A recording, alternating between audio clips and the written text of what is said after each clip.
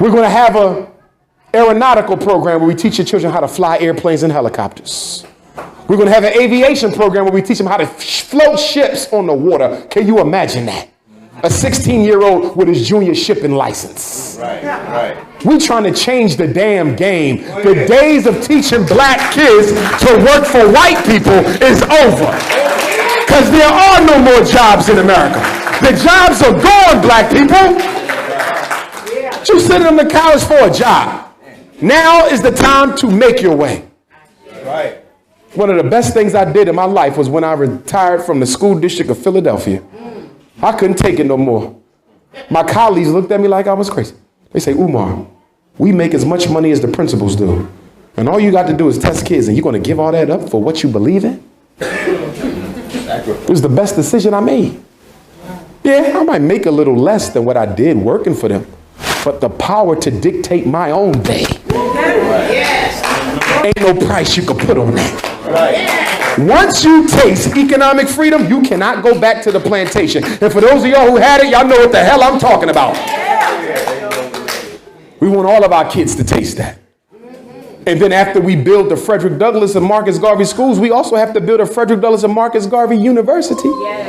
Because most of our historically black colleges and universities have become havens for sexual confusion. I remember I was speaking at a psychology day up in Pennsylvania at one of our black schools. And as I'm giving the lecture, 3 brothers walked in the lecture with high heels, skirt, blouse, pocketbook, and a wig at an HBCU started by former slaves. You saw what happened down Morehouse. The president had to tell the students to stop wearing high heels at an all-boys school. That's the purpose of public education, to teach the boy to hate himself, not just as a black man, but as a man, period. To teach him to love white culture, and if possible, effeminize him. See, the job of public school is to teach the black boy one thing. And this is why we got to get our kids out. That white people are in charge. You're going to do what the hell we say do, and there's nothing you or your parents can do about it. That's the message. And that's why the dropout rate is so damn high, because a black boy who loves and respects himself could never acquiesce to a female's power like that. And that's why the black man has to help these women raise these black boys. Sister, I don't blame you at all. I blame the men. Your son can't sit still. I don't blame you, because you should not have to go. Somebody said one time, these mothers need to go find a mentor for their sons. No, they don't. That ain't the way a community works. In the community, the men go and find the mothers with sons. Every black man in here should have 4 boys over whom you serve as a role model and a father figure. And you should be willing to be that figure to the boy, whether you get any cookie from the mother or not. This is not a quid pro quo. I'm going to be a father to your son as long as I get some cookies. Because brother's in love with cookies. Butter almond, butter pecan, caramel, sweet brown sugar, lemon cookies.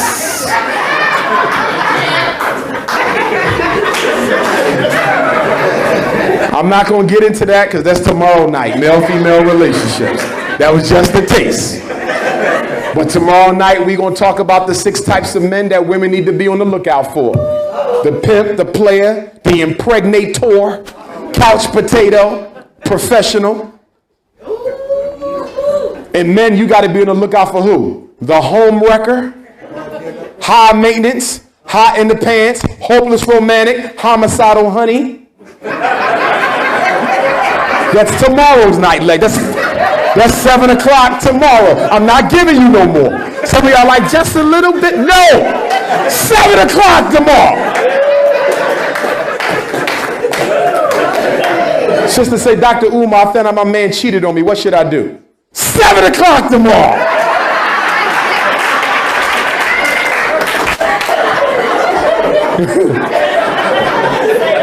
Dr. Umar, one day I woke up and I saw my husband getting dressed for work and he accidentally put my underwear on. 7 o'clock tomorrow. You better cut it out. I'm not giving y'all that. There's kids in here. 7 o'clock tomorrow. Dr. Umar, one day my husband came home with a bunch of his friends to watch the football game, and one of his friends didn't have no eyebrows. Should I be concerned? 7 o'clock tomorrow.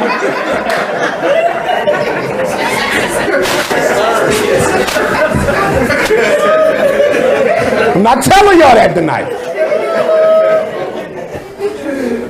Has anybody ever heard of the American College of Neuropsychopharmacology?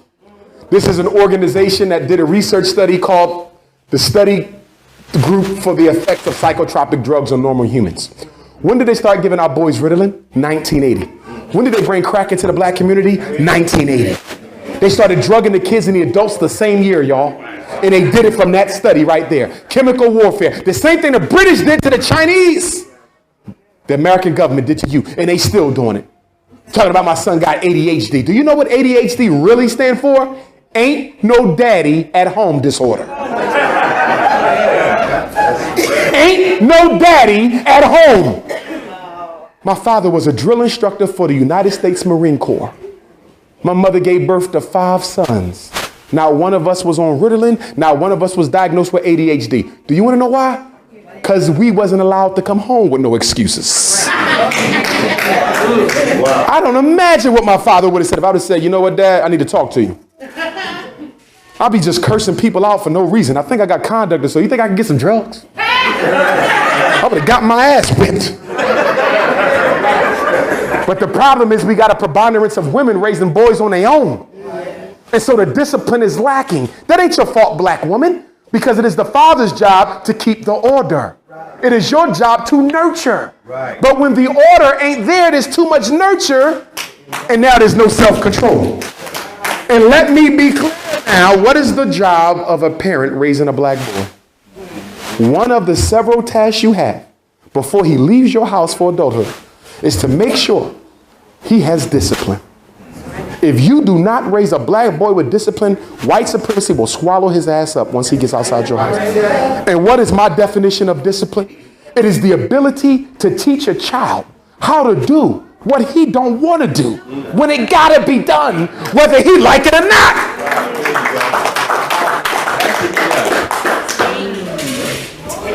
As you're here, some of your kids are home. Some of them got chores that were supposed to have been done before they got on the video game or the internet or turned on the TV. Did they do it? And if you ain't sure, you can say yes, then your child is lacking in discipline. But here's the problem with discipline. You can't teach what you ain't got. That's right. And a lot of our kids ain't getting discipline at home because the parents ain't got no discipline. Let me give you an example. When a mother comes to me talking that ADHD garbage, first thing I tell her is you got to put your son on a 90-day sugar fast. You got to go home and throw out everything in your house that got sugar, caffeine, or high fructose corn syrup in it. That's Pepsi, that's Breyers, that's everything. The cookies, everything. Not those cookies, the other cookies, right? Leave them the hell alone. But anyway, okay? You're going to stop right there. Now look, when I say that, mothers and fathers look at me like I'm crazy. What do you mean I got to give up my Pepsi, my ginger ale, my Breyers, eggnog, ice cream? Niggas, you crazy. But your son is addicted to sugar. This ain't got nothing to do with no ADHD. He's already on a drug called sugar. Why would you give him another one? That's right. So we can't get the kids from being hooked on sugar because you ain't willing to give up your addiction. Right. The biggest drugstore in America is the supermarket. That's right. You don't believe me? Go to the supermarket tonight. Look at how much sugar you put in your car. Ain't no nutrition in that car. That's right. You got 2 little measly vegetables and 8 GMOs. And that's what you're feeding to your children. And that's why we got to have our own gardens, because you can't even eat organic now. Because organic ain't even organic. How the hell are you going to have organic seedless watermelons? What kind of shit is that? If it ain't got seeds, it ain't come out the ground. So how the hell you got an organic watermelon with no seeds? Seedless organic. Because organic is just a buzzword now. You hear organic and you start going crazy. So capitalism then changed the definition of what organic is. So the only way you know if it's healthy or not is if you grow it. Food, and then they keep talking about hunger. Did you know that there's enough food grown in this world to make everybody on the planet obese. All right. There's enough food grown in this world to make everybody on earth obese. So why do we got countries in Africa starving? Because food is being used as a weapon to kill off unwanted populations. And you are one of those unwanted populations. Right. This is why we got to build our own institutions. We need our own supermarket. True. We need our own gas station. Yes. We need our own dry cleaners. Do you know that we invented the dry cleaning apparatus and don't? Do you know we invented the cell phone but don't? Did you know we invented the helicopter but don't? Did you know we invented the internet but don't sell no internet service? 75% of the automobile came out of your head. The gas master stoplight. Anybody here ever heard of C.R. Patterson, the black man who even manufactured his own automobiles in Ohio? Henry Ford was scared of him and sabotaged him out of business. The Patterson Car Company was a car company founded by former slaves, African-American men, and the Patterson Car Company was the first African-American car manufacturer in the country, I think the only manufacturer in the country. And what's interesting about the Patterson Car Company, it was in Ohio. Their cars were considered higher quality than the Model T cars that Henry Ford had. The DeRay brothers, Ford and them stole it. That's why all over the world, Ford never gets credit for inventing a car. He gets credit for mass production. The cars began coming off the assembly line at the rate of 1 every 40 seconds. Until that, they take one car and put it together. One car and put it together. But where did he get that from? George Washington Carver. George Washington Carver was never around black folks till he went to Tuskegee. His mother and father died or was killed, and a white family adopted him from Iowa. You know, black folks in Iowa, except football players. So he went to grade school, high school, and they didn't have no secondary school. They didn't have enough people. And so now George Washington Carver leaves after he get all this education come out there. He goes to Tuskegee. Henry Ford came down to visit, like he always see his friend. And he said, Mr. Ford, I got something here. Study plants. And see, if you take this back and give it to your engineers, they can build more than one car at a time. He took it back. Mass production all over the world is called the plant, right?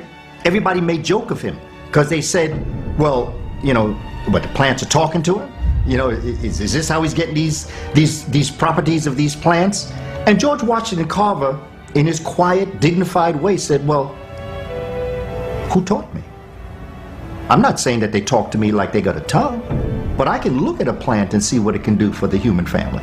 The military came to George Washington Carver, and they said, we need you to do something for us. Can you invent something that out of it we can get paint, glue, ink, and plastic? Yeah, I can handle that. They tell me how smart black folk are. I can handle that. So he came back, called soybean. Now you want to hear something funny? The #1 cancer group in America is vegetarians. Because you wasn't supposed to eat soy.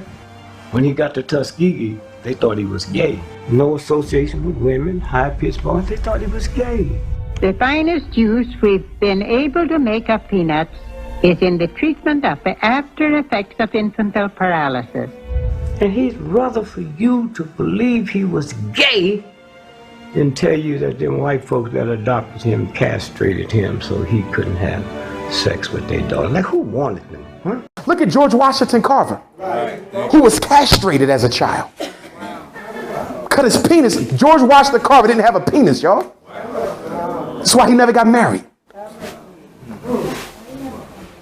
But did he cry about it? Did he complain about it? This man took that sexual energy that he could not release and transmuted it up his spine and gave you 300 products from the sweet potato, 500 from the soybean, 300 from the peanut. And you talking about you can't do nothing with $1 trillion economy. Booker T. Washington shows up at Tuskegee Institute in Alabama with nothing. First class of kids came to Tuskegee. They said, where's our school, Mr. Washington? Guess what he told them? You standing on it. The first class of Tuskegee students built their own buildings, made their own clothes, cooked their own food. They even made their own bricks to build the buildings with, and became so famous that white people would come to Tuskegee to buy bricks. Black man.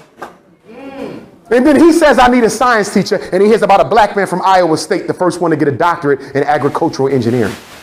At the time, George Washington Carver was being recruited by white corporations to come and help them make grease and lotion, and they was going to pay that man millions. He turned it down to come and help us. And when he got to Tuskegee, he asked Booker T. Washington, where's my science lab? Where's my lecture hall? He said, I ain't got nothing for you. And this man, who was castrated as a child, made no complaints. He went to the trash dump of Tuskegee. If you don't believe me, read Up from Slavery.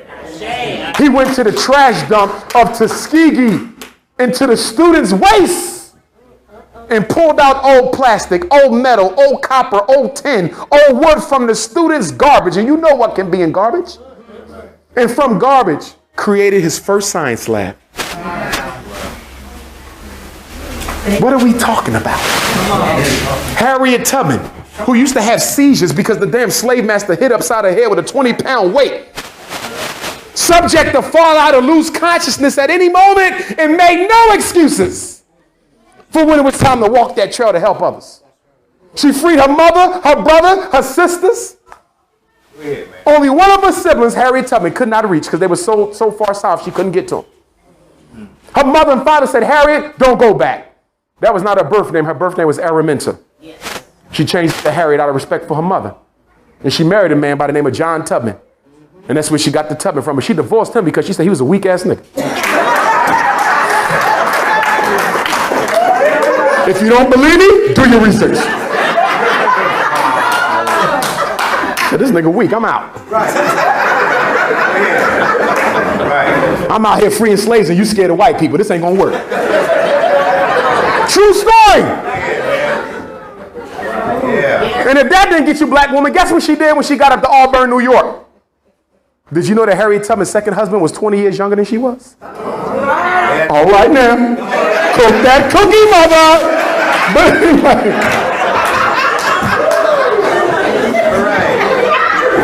She married a man 20 years younger. I'm not mad at her. Look what she had to do. She had to stay young, damn it.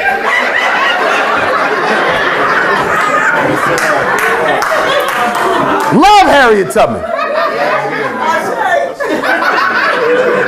They said, Harriet Tubman, was you ever scared? She said, no. They said, did you ever get captured? She said, almost. She said, but whenever that happened, I would get on my hands and knees and pray to God for a way out. And she said, I don't know how, but every time I called on a great infinite intelligence, come on. A way was found for me out of no way because she had complete faith. Right. It may have not been the faith of Christ, but it was damn sure close. Go ahead. And she said, if I would have been captured, if they would have caught me, I wouldn't even made no excuses. She said I would have accepted that as God's message that he was done with me, and I would have accepted my place. After the Underground Railroad, this woman became a nurse and a spy and a scout in the Civil War. She even led troops in the battle once in the Civil War. And after she retired, would you believe they wouldn't even grant her an Army's pension for all she did? She goes back up to Auburn and built a home for old people so that when they got old, they didn't have to suffer and live until the day they died. This is what this black woman did. Don't tell me what we cannot do, y'all. I know what you got inside you if you would just pull it out and stop complaining. Yes, sir. $1 trillion economy, you're the richest group of Africans on the face of the earth. What do you mean you can't? You might as well die now if you ain't going to do nothing. That's right.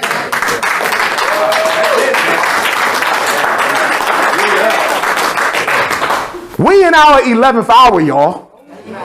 These people are so puffed up with arrogance, they actually think they can remove every African from the planet. This is what they're working on. And then black people ask me, why did God create white people? Did he make a mistake? You don't understand it. It's written in the stars. The white people were brought here to test your commitment to God consciousness. Right. They were put here to test your ass. Big truth. To see whether or not they're God or if there's a greater God. And most of you fell in the test because you're looking at them as God. Ain't nothing they did you couldn't do if you wanted to. The only difference is they have an ethos about them that says, we will win or die. And you have an ethos about you that says, I will win or I will cut a damn deal.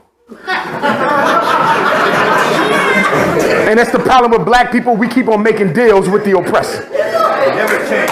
Al Sharpton made a deal.